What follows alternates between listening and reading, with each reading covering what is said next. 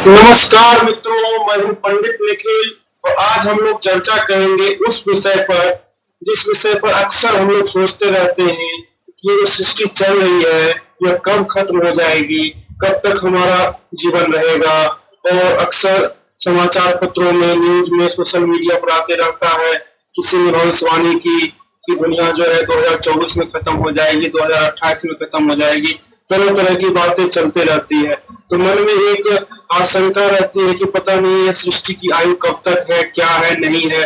तो आज जो हमारी विष्णु पुराण में जिस तरीके से सृष्टि की रचना से लेकर सृष्टि की समाप्ति तक का जिस तरीके से काल का वर्णन किया गया है, बिल्कुल उसी तरीके से विष्णु पुराण के आधार पर मैं आपको पूरा समझाऊंगा। जो सबसे छोटी इकाई है काल गणना की हमारी सनातन पद्धति में, उसे निमेष कहते हैं। जैसे हम लोग की दुनिया में सबसे छोटी इकाई क्या है, सेकेंड है। सबसे क्या कहते हैं, एक सेकेंड जो होता है सबसे छोटी इकाई मानी जाती है। उस तरीके से जो हमारी सनातन पद्धति है काल गणना की, उसमें जो सबसे छोटी इकाई है उसे निमेष कहते हैं। और 15 निमेष की एक काष्ठा होती है और 30 काष्ठा की एक कला होती है और 30 कला का एक मुरहुत होता है। मुरहुत के बारे में आप लोग जानते होंगे, अक्सर सुनते होंगे कि शुभ मुरहुत है, ये खराब मुरहुत है। तो वो मुरहुत जो 30 कला की एक मुरहुत होती है और 30 मुहूर्त का एक दिन रात होता है। एक दिन रात में कुल 30 मुहूर्त होते हैं। इसमें कुछ अच्छे मुहूर्त होते हैं, कुछ बुरे मुहूर्त होते हैं, कुछ ब्रह्म मुहूर्त होते हैं, कुछ चंडाल मुहूर्त होते हैं। तो अच्छे जो कार्य होते हैं, शादी विवाह मुंडन, वो सब शुभ मुहूर्त में किए जाते हैं, ब्रह्म मुहूर्त में किए जाते हैं। तो एक पूरे जो दिन रात होते हैं उसमें कुल 30 मुहूर्त होते हैं और 15 दिन रात का एक पक्ष होता है जिसको हम लोग शुक्ल पक्ष और कृष्ण पक्ष कहते हैं। जब अमावस्या से पूर्णिमा तक का जो काल होता है उसको हम लोग शुक्ल पक्ष कहते हैं और पुनः पूर्णिमा से अमावस्या तक का जो काल होता है उसको हम लोग कृष्ण पक्ष कहते हैं। और दो पक्ष का एक मास होता है, जो एक महीना होता है, उसमें एक शुक्ल पक्ष और एक कृष्ण पक्ष मिला के हमारी सनातन संस्कृति में एक मास माना गया है। और ये 6 मास का एक अयन होता है जिसको हम लोग उत्तरायण और दक्षिणायन कहते हैं। इसके बारे में आपने महाभारत में जरूर सुना होगा कि जब भीष्म पितामह की मृत्यु हुई तो उस समय मतलब भीष्म पितामह को जब बाण शैया पर लेटा दिया गया उस समय दक्षिणायन चल रहा था। क्योंकि दक्षिणायन जो होता है वो देवताओं का रात्रि होता है और उत्तरायण जो होता है देवताओं का दिन होता है। और भीष्म पितामह खुद एक देवता वसु के अवतार थे तो उन्हें देवलोक जाना था और उस समय जिसमें वो बाणशैया पर लेटे हुए थे, युद्ध भी समाप्त हो चुका था, उस समय दक्षिणायन चल रहा था, देवलोक में उस समय रात्रि थी। तो उन्होंने कहा कि नहीं, मैं उत्तरायण की प्रतीक्षा करूंगा और जब उत्तरायण होगा तब मैं अपने प्राण त्यागूंगा, जिससे कि वो सीधे देवलोक में अपने लोक में चले जाएं। तो उत्तरायण जो होता है देवताओं का एक दिन होता है, दक्षिणायन देवताओं का एक रात होता है। और 2 अयन एक वर्ष के बराबर होता है। 6 मास का जो 2 अयन होता है, एक उत्तरायण एक दक्षिणायन, इसको मिलाकर एक पूरा वर्ष हमारा, एक मानवीय वर्ष हमारा बीतता है। अब एक जो मानवीय वर्ष होता है वो एक दिव्य दिन रात होता है। मैंने अभी बताया आपको, उत्तरायण जो होता है देवताओं का एक दिन होता है और दक्षिणायन जो होता है देवताओं का एक रात होता है। तो एक दिन एक जो पूरा एक वर्ष पृथ्वी पर बीतता है। हम मनुष्यों के लिए जब एक वर्ष बीत जाता है तो देवलोक में देवताओं का एक दिन और एक रात बीतता है। और 12,000 दिव्य वर्ष का एक चतुर्युग होता है। ये चतुर्युग का मतलब सतयुग, त्रेता, द्वापर, कलयुग, ये चारों युग को मिलाकर एक चतुर्युग माना गया है। और एक चतुर्युग जो होता है वह 12,000 दिव्य वर्ष का होता है। इसमें हर युग की अलग अलग काल है। सतयुग 4,000 दिव्य वर्षों का होता है, त्रेता 3,000 दिव्य वर्षों का होता है, द्वापर 2,000 दिव्य वर्षों का होता है और कलयुग 1,000 दिव्य वर्षों का होता है। अगर आप इनको जोड़ेंगे तो 10,000 दिव्य वर्ष ही होंगे। तो बाकी के जो 2,000 दिव्य वर्ष हैं वो एक युग से दूसरे युग के बीच में उतने ही सैकड़ों वर्षों का संध्या काल और फिर उतने ही सैकड़ों वर्षों का संध्यांश होता है। जैसे अगर सतयुग है 4000 दिव्य वर्ष का, तो सतयुग के बाद 400 वर्षों की संध्या वेला होगी और 400 वर्षों की ही संध्यांश वेला होगी। ये वर्ष मतलब मानवीय वर्ष नहीं, दिव्य वर्ष, दिव्य वर्ष की बात हो रही है। मतलब ये मानवीय वर्ष नहीं है। त्रेता में 3000 दिव्य वर्ष का त्रेता है, जो त्रेता के बाद 300 वर्षों का संध्या और 300 वर्षों का संध्यांश वेला होगी।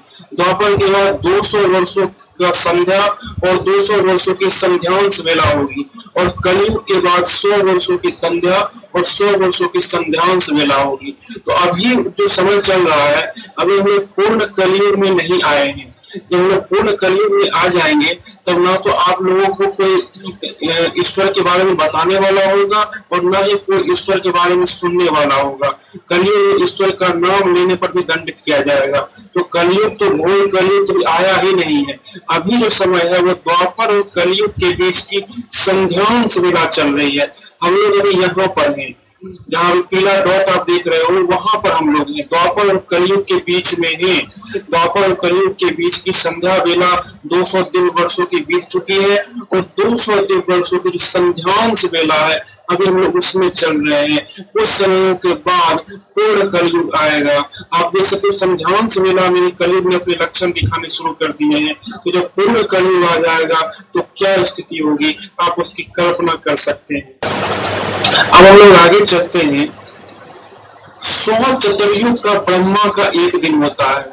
अब देखिए, जो एक हमने अलग से वीडियो बनाया है जिसमें भगवान श्री हरि विष्णु ने किस प्रकार से सृष्टि की रचना की थी, पर विष्णु, महाविष्णु और विष्णु के रूप में, और फिर जब जीवन के निर्माण का समय आया तो उन्होंने ब्रह्मा की रचना की थी।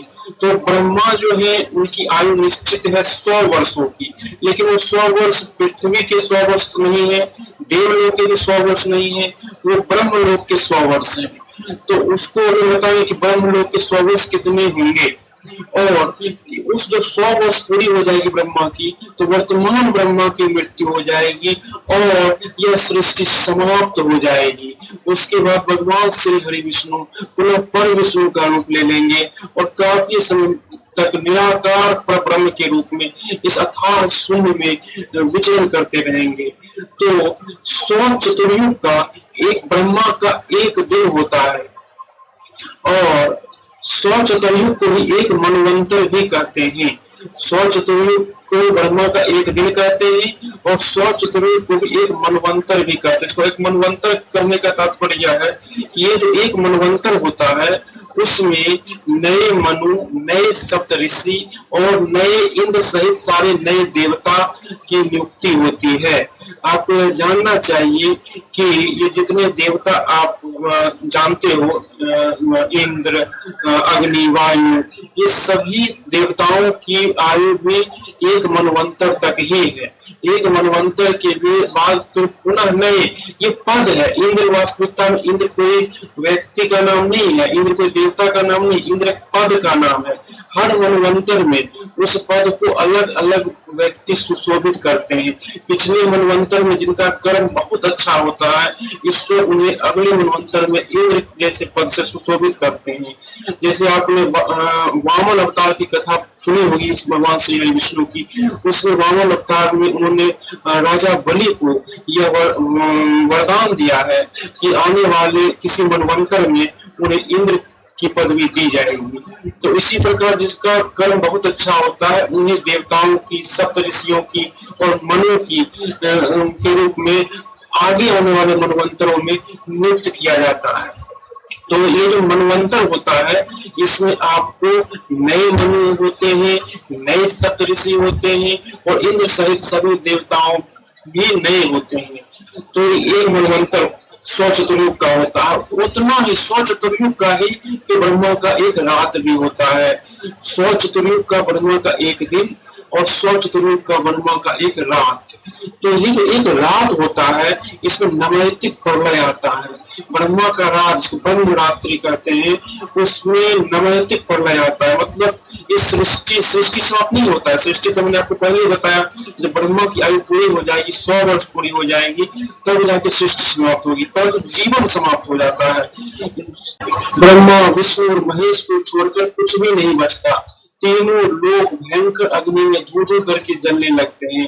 संपूर्ण जीवन इस सृष्टि से समाप्त हो जाता है। सृष्टि तो विद्यमान रहती है, परंतु संपूर्ण जीवन समाप्त हो जाता है और ब्रह्मा विष्णु महेश के अतिरिक्त कुछ भी नहीं बचता है। तो वो जो नवैतिक प्रलय आता है, एक मनवंतर जितना ही वह समय होता है, ब्रह्म रात्रि का समय होता है। तीनों लोग धू धू करके जलते रहते हैं। संपूर्ण सृष्टि में जीवन का कहीं कोई नामो निशान नहीं होता है। ब्रह्मा विष्णु महेश को छोड़कर कोई नहीं बचता और उसे नवैतिक प्रलय कहते हैं।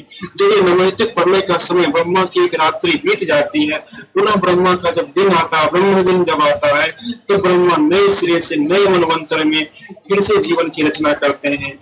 और 14 मनवंतर में ब्रह्मा का एक वर्ष होता है। ब्रह्मा का जो एक वर्ष होता है, उसे 14 मनवंतर का ब्रह्मा का एक वर्ष होता है। और इस ब्रह्मा के एक वर्ष को ही एक कल्प भी कहते हैं। ब्रह्मा का एक वर्ष ही एक कल्प भी होता है। इसका मतलब ब्रह्मा की कुल आयु जो है 100 वर्ष होती है। मतलब इस सृष्टि की जो कुल आयु है वो 100 कल्पों की है। ठीक है। और वर्तमान ब्रह्मा की आयु 51 वर्ष है, मतलब 51वां कल्प चल रहा है। ये वर्तमान जो सृष्टि है, जिसको भगवान श्री विष्णु ने रचा है, उसका 51वां कल्प यह अभी चल रहा है। मतलब हमारे जो ब्रह्मा है वो 51 वर्ष के हैं। इसलिए हम लोग जब भी पूजा करते हैं, वहां ब्रह्मा की अधिकतर वृद्धावस्था की ही फोटो दिखाई जाती है, सीरियल में भी, फोटो में भी। जबकि अगर आप अभी से कुछ कल्प पहले, मान लीजिए 25 कल्प पहले आप जन्म लेते, तो उस समय जो ब्रह्मा की पूजा होती होगी तो युवा ब्रह्मा की पूजा होती होगी। आज आप वृद्ध ब्रह्मा की पूजा कर रहे हो, क्योंकि ब्रह्मा की आयु 51 वर्ष हो चुकी है। इसलिए ये जो वर्तमान ब्रह्मा है 51वें वर्ष के हैं और अभी 51वां कल्प चल रहा है। और वर्तमान समय में 51वां कल्प चल रहा है और उस 51वें कल्प का 7वां मनवंतर चल रहा है। एक कल्प में कितने मनवंतर होते हैं? 14 मनवंतर। तो अभी 7वां मनवंतर चल रहा है। और एक मनवंतर में कितने चतुर्युग होते हैं? तो 100 चतुर्युग होते हैं। तो अभी जो है 27वां चतुर्युग चल रहा है। 27वें चतुर्युग का कलयुग और आने वाला है। तो वर्तमान में जो है 51वां कल्प है, 7वां मनवंतर है और 27वां चतुर्युग है। जो 51वां कल्प है उसका नाम है वराह कल्प, और जो अभी 7वां मनवंतर चल रहा है उसका नाम है वैवस्वत मनवंतर। जो अभी मनु है उनका नाम है वैवस्वत। और अभी जो 7 सप्त ऋषि हैं उनके नाम है वशिष्ठ, कश्यप, अत्रि, विश्वामित्र, गौतम, जमदग्नि और भारद्वाज। और अभी जो इंद्र है उनका नाम है पुरंदर। तो ये जो इंद्र है, जो सप्त ऋषि है, ये मनु है, ये सब पदों के नाम है। हर मनवंतर में ये बदलते रहते हैं। नए नए लोगों को ब्रह्मा इस पदों पर नियुक्त करते हैं उनके पिछले मनवंतर के कर्मों के आधार पर। तो अभी वर्तमान में सृष्टि समाप्त नहीं होने वाली है। अभी 51वां कल्प ही चल रहा है, अभी 49 कल्प और चलेंगे। अभी वर्तमान कल्प में भी अभी 7वां मनवंतर ही चल रहा है। अभी 7 मनवंतर और है। जब 7 मनवंतर और बीत जाएंगे तब नवैतिक प्रलय आएगा, ब्रह्मा की रात्रि आएगी, जिसमें जीवन समाप्त हो जाएगा, परंतु सृष्टि विद्यमान रहेगी। और जब 100 कल्प पूरे हो जाएंगे तो सृष्टि भी समाप्त हो जाएगी। तो उम्मीद करते हैं कि आप इस सनातन संस्कृति की काल गणना पद्धति को अच्छे से समझ गए होंगे। अगर आपको यह वीडियो अच्छी लगी होगी तो कृपया करके हमारे चैनल को सब्सक्राइब कर दें। धन्यवाद। जय श्री हरि विष्णु।